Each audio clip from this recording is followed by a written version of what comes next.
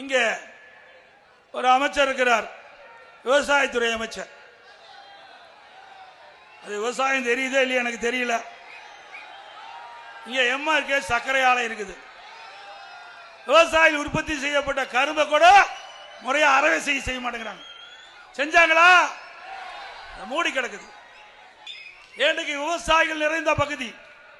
இந்த விவசாயம் ஏற்றம் பெற வேண்டும், விவசாயிகள் வளர வேண்டும், பொருளாதார வளர்ச்சியிலே உயரடைய வேண்டும் என்ற அடிப்படையில் அம்மாவுடைய அரசாங்கம், விவசாயம் என்றால் அதுக்கு நீர் தேவை.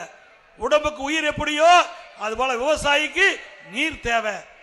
அந்த தண்ணீரை நம்முடைய வேளாண் பெருமக்களுக்கு தடையில்லாம கிடைக்க வேண்டும் என்ற அடிப்படையில் குடிமராமத்து திட்டத்தை கொண்டாந்து, குடிமராமத்து திட்டம் என்ற திட்டத்தை கொண்டு வந்து பொதுப்பணித்துறை சார்பாக, ஊராட்சி ஒன்றியத்தின் சார்பாக ஏரி குளம் குட்டை எல்லாம் தூர்வாரப்பட்டு அந்த தூர்வாரப்பட்ட மண் விவசாயிக்கு விலையில்லாம கொடுத்தோம்.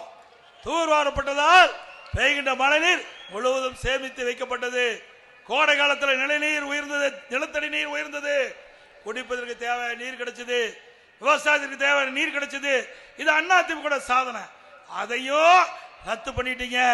மீண்டும் அதிமுக ஆட்சி வந்தா இங்க இருக்கிற விவசாயியுடைய பங்களிப்போடு குடிமராமத்து திட்டம் தொடரும்.